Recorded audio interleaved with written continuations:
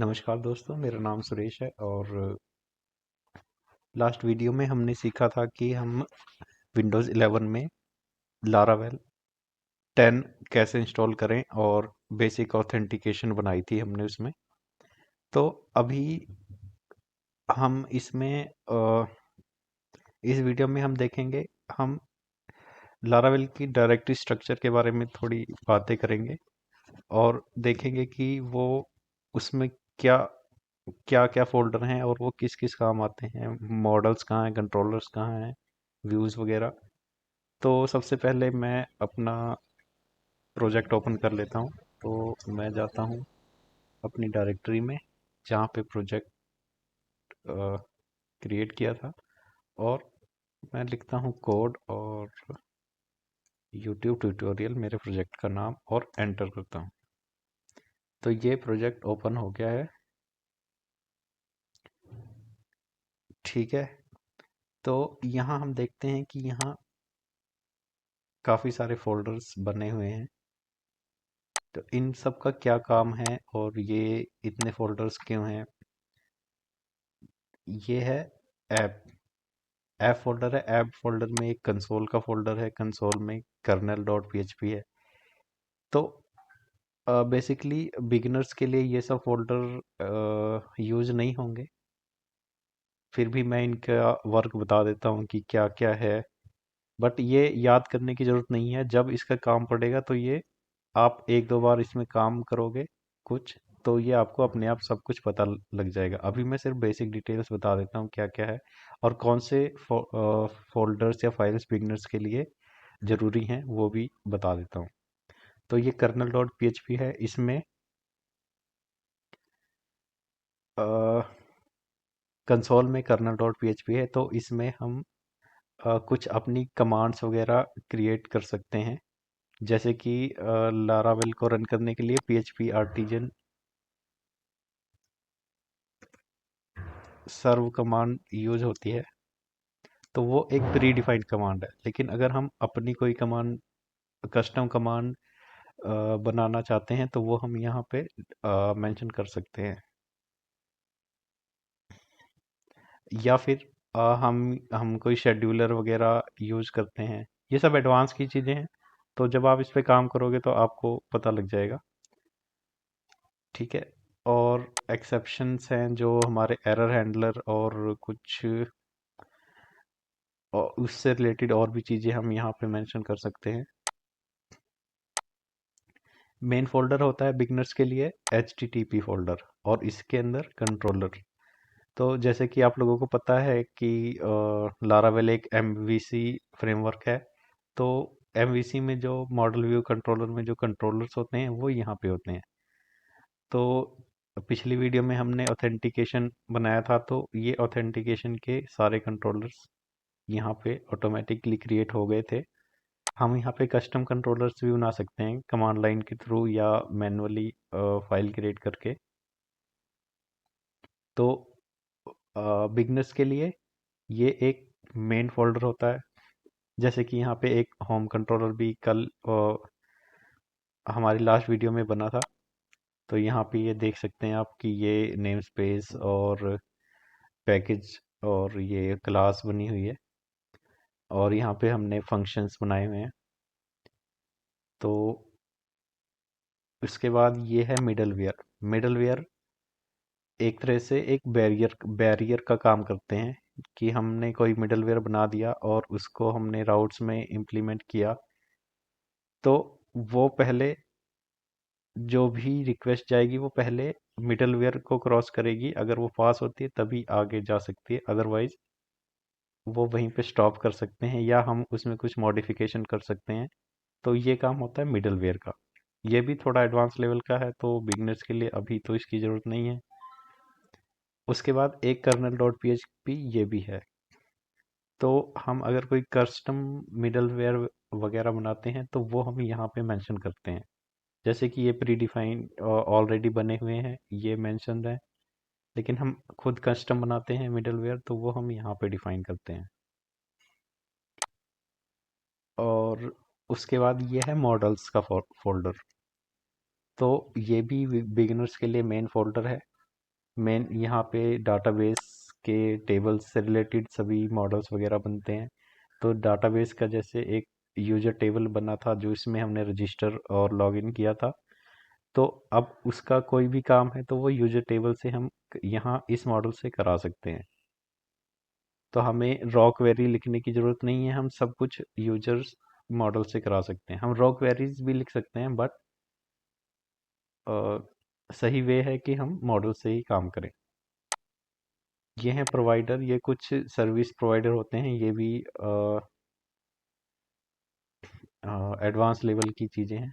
Bootstrap भी advance में ही use होता है, मतलब वैसे तो यूज़ मुश्क कम ही होता है, लेकिन ये एडवांस का ही एक पार्ट है।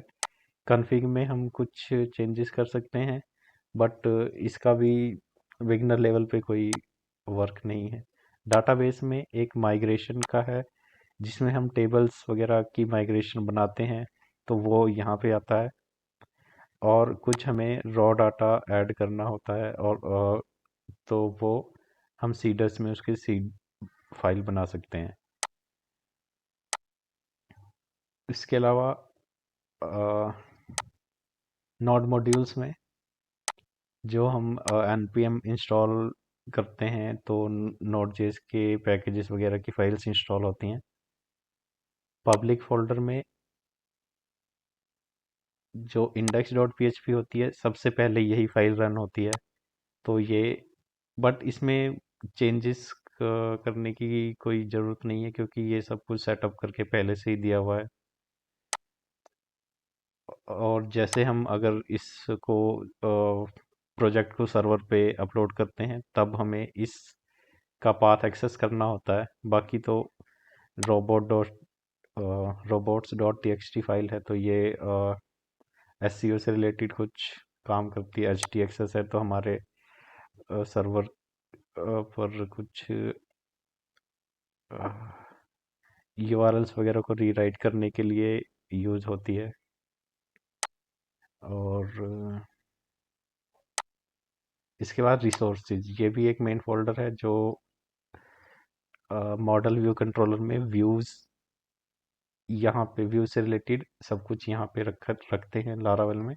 तो व्यूज का फोल्डर, जहाँ पे हम ब्लेड फाइल्स वगैरह बनाते हैं जो डायरेक्टली कॉल होती हैं।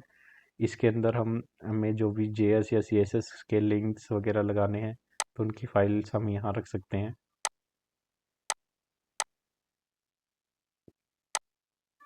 उसके बाद है राउट्स, ये भी एक मेन फोल्डर है।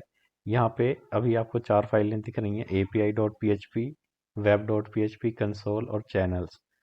तो नॉर्मली हमें सबसे ज़्यादा ज़रूरत पड़ती है web.php की, क्योंकि यहाँ पे हम वेबसाइट के राउट्स डिफाइन करते हैं। जैसे कि ये होम का राउट डिफाइन किया हुआ है, और अगर हमने यूआरएल में कुछ नहीं लिखा तो डायरेक्ट ये फाइल ओपन हुई है यहाँ पर। ऑथ राउट्स हैं जो हमारे log in log out register के लिए यूज हुए हैं। ठीक है, तो beginners basically mainly web dot P H P use करते हैं। हम API डॉट PHP भी कर सकते हैं, अगर हमें APIs बनानी है तो हम उसको यहाँ से मैनेज कर सकते हैं। चैनल्स का यूज़ एडवांस लेवल पे होता है, अगर हमें अपने ऐप से कुछ ब्रॉडकास्ट करना हो तो हमें इसका यूज़ होगा। और इसी तरह कंसोल का भी यूज़ एडवांस लेवल पे होता है। वैसे हम यहाँ पे पढ़ भी सकते हैं, हर एक फाइल में कमेंट्स दिए हुए हैं कि वो किस यूज़ में आती है फाइल। स्टोरेज में हमारा एप्लीकेशन रन होने के बाद अगर हम कुछ अपलोड करते हैं, या हमारे व्यू की फाइल्स वगैरह, कुछ टेम्परेरी फाइल्स वगैरह क्रिएट होती हैं, या एरर लॉग्स और अदर कोई लॉग्स होते हैं वो क्रिएट होते हैं, तो वो इस स्टोरेज के फोल्डर में आते हैं। टेस्ट का फोल्डर है, टेस्ट के फोल्डर में अ, हम अपने टेस्ट केसेस बना सकते हैं। ये भी एडवांस लेवल की ही के लिए ही यूज़ होता है। वैसे तो बिना टेस्ट के भी चल जाता है, बट बड़ी बड़ी कंपनियां और बड़े बड़े प्रोजेक्ट्स में इन इसका यूज होता है कि पहले टेस्ट केसेस बनते हैं और उसके ऊपर टेस्टिंग होती है। वेंडर फोल्डर का हमें इसमें चेंजेस नहीं करते हैं, ये एक्चुअली जो भी हम पैकेजेस वगैरह इंस्टॉल करते हैं तो उन सब की फाइल्स यहाँ पर इंस्टॉल होती हैं। तो अगर हम इसमें किसी में कोई, वैसे तो चेंजेस नहीं करने चाहिए, अगर किसी में कुछ चेंजेस कर भी देते हैं तो जब भी पैकेज अपडेट होगा तो वो चेंज अपने आप ही हट जाएगा और वो उनकी एक्चुअल फाइल आ जाएगी वहाँ पर। ये है env, ये भी एक मेन फाइल है जिसमें हम अपना डाटाबेस से अपने एनवायरनमेंट, प्रोजेक्ट के एनवायरनमेंट डिफाइन करते हैं। तो जैसे हमने लास्ट वीडियो में यहाँ पे अपना डाटाबेस और उसकी डिटेल्स ऐड की थी, अगर हम इसमें और कुछ भी, जैसे यूआरएल क्या है, रेडिस सर्वर, मेल की डिटेल्स क्या हैं जिससे हमने मेल सेंड करनी है, और एडब्ल्यूएस के डिटेल्स क्या हैं, और इसके अलावा हम और कोई कस्टम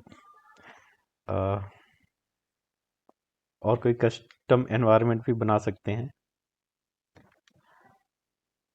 कुछ भी, और उसकी वैल्यू डिफाइन कर सकते हैं और उसको हम अपने एप्लीकेशन में एक्सेस कर सकते हैं env फंक्शन के थ्रू। तो ये यहाँ पे हम कुछ भी डिफाइन कर सकते हैं, जो चीज़ हमें हार्ड कोड डालनी होती है तो उसको यहाँ डिफाइन करके वो हम कहीं भी यूज कर सकते हैं पूरे प्रोजेक्ट में।